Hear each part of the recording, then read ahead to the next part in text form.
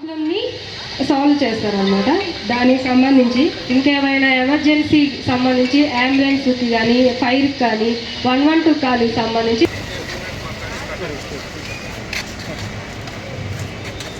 గౌరవనీయులైన ఒక లేడీ మీద లేకపోతే అమ్మాయి మీద ఏమైనా అత్యాచారం జరుగుతున్నాయా, ఏమైనా క్రైమ్ జరుగుతున్నా అంటే మీకే తెలుసు. కానీ మన సమస్య ఏంటంటే మనం బయట చెప్పం. మన కల్చర్లో మన సంస్కృతిలో ఎలా ఉంది అంటే ఓకే పర్వాలేదు వదిలేస్తాం, ఈ చిన్న మాట బయట వెళ్తే సమాజంలో ఏం మాట్లాడతారు వదిలేసేయండి, మళ్ళీ జరగకుండా చూస్తాం. ఇది ప్రతి ఇంటిలో జరుగుతున్నాయి. ఇది కొత్త అంటే మీ దగ్గర జరుగుతున్నాయా, లేకపోతే కొన్ని కమ్యూనిటీతోనే జరుగుతున్నాయి, లేకపోతే కొన్ని ధర్మంలో కొన్ని మతాల్లో జరుగుతున్నాయి, అలా కాదు. ఇది ప్రతి ఇంటిలో, ప్రతి ఊరిలో, ప్రతి మున్సిపాలిటీలో జరుగుతున్న సమస్య. ఇప్పుడు దీని నుంచి ఎలా బయట రావాలి? ఫస్ట్ ఇప్పుడు నాకు తెలిసి 100 మంది ఉన్నారు. ఫస్ట్ మీ మీద ఎవరైనా అత్యాచారం చేస్తే అసలు సహించకూడదు. ఎందుకంటే ఫస్ట్ మీరు సొంత హెల్ప్ చేయాలి. మీరు స్ట్రాంగ్ అయితే మిగతా వాళ్ళకి ఏదో ఉదాహరణగా ఉంటారు. సో మీ మీద మీ ఆఫీస్లో ఎవరైనా ఏమైనా అత్యాచారం చేస్తే అస్సలు సహించకూడదు, గట్టిగా తిరిగి ఇవ్వాలి. నెక్స్ట్ మీ ఫ్యామిలీ, మీ కుటుంబంలో ఏమైనా ఉంటే మీరు చెప్పాలి.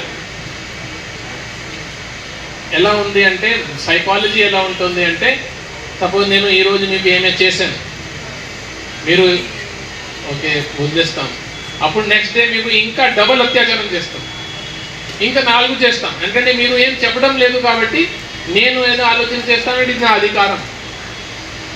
సో ఫస్ట్ టైం జరిగినప్పుడు అప్పుడు గట్టిగా మీరు రిప్లై చేయాల్సింది. ఫస్ట్ మీరు వేరే వాళ్ళకి హెల్ప్ చేయాలంటే ఫస్ట్ మీరు సొంత హెల్ప్ చేయాలి, మీరు స్ట్రెంత్గా ఉండాలి, బలంగానే ఉండాలి. అది నా దయచేసి నా రిక్వెస్ట్. స్కూల్స్లో కూడా చాలా జరిగినాయి. ఇప్పుడు ఈ కోఎడ్ స్కూల్స్ ఉన్నాయి, లేకపోతే చిన్న పాప 14 ఇయర్ పాప వాళ్ళ ఇంటిలో ఏదో జరిగితే, లేకపోతే చుట్టూ నేబర్స్ ఏదో చేస్తున్నారంటే ఏం చెప్పట్ల. దయచేసి మీరు ఆ అవగాహన కల్పించాలి. చాలా స్ట్రాంగ్ యాక్ట్స్ వచ్చినాయి. ఇప్పుడు ఇక్కడే ఉన్న ఎంతమందికి పాక్సో యాక్ట్ గురించి ఐడియా ఉంది? హ్యాండ్ రైజ్ చేయండి. పాక్సో యాక్ట్ చాలా మంది ఐడియా కూడా లేదు. సో దయచేసి సిఐ గారు ఈరోజు వాళ్ళకి మినిమం ఆఫెన్సెస్ అంటే ఏంటి?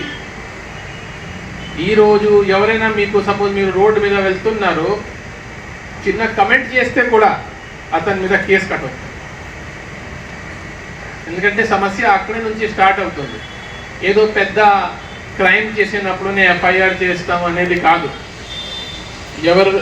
సపోజ్ మీరు ఇంటి నుంచి ఆఫీస్కి వెళ్ళినప్పుడు ప్రతిరోజు ఎవరైనా మీకు ఫాలో చేస్తున్నారు, బైక్ మీద మీరు స్కూటీ వెళ్తే బైక్ పక్కనే నుంచి తీసుకొని వెళ్తున్నారు, అది కూడా ఒక నేరం. మీరు అక్కడే ఆపితేనే రేపు అతను పెద్ద క్రైమ్ చేయరు. కానీ ఇది చెప్పాల్సింది. మన ప్రాబ్లం ఏంటంటే మన వ్యవస్థలు ఏంటంటే మాకు ఎవరైనా చెప్తేనే మేము ఏదో యాక్షన్ తీసుకోగలుగుతాం, ఏదో యాక్షన్ తీసుకుంటాం. మాకు ఎఫ్ఐఆర్ సపోజ్ ఎవరైనా కంప్లైంట్ ఇవ్వకపోతే ఎఫ్ఐఆర్ అనేది ఉండదు కదా.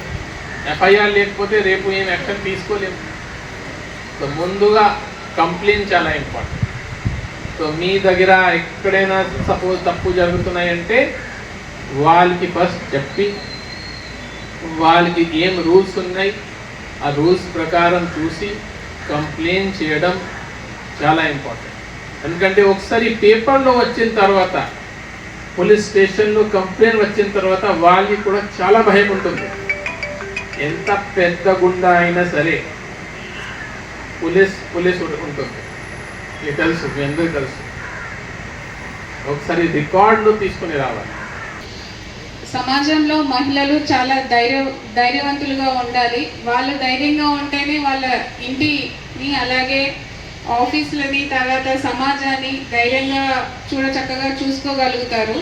అలాగే మీకు ఏదైనా ఇబ్బంది పరిస్థితులు ఎదుర్కొన్నట్లయితే మీ లోకల్లో ఉన్న ఎస్ఐ గారి సమక్షంలో కానివ్వండి, అలాగే మండల మెజిస్ట్రేట్ అయిన తహసీల్దార్ గారికి వాటి మీద అవేర్నెస్ ఒక ప్రోగ్రాం ఏర్పాటు చేయడానికి ఈరోజు మేము ఇక్కడ ఈ చిన్న కార్యక్రమం ఏర్పాటు చేసుకున్నాం.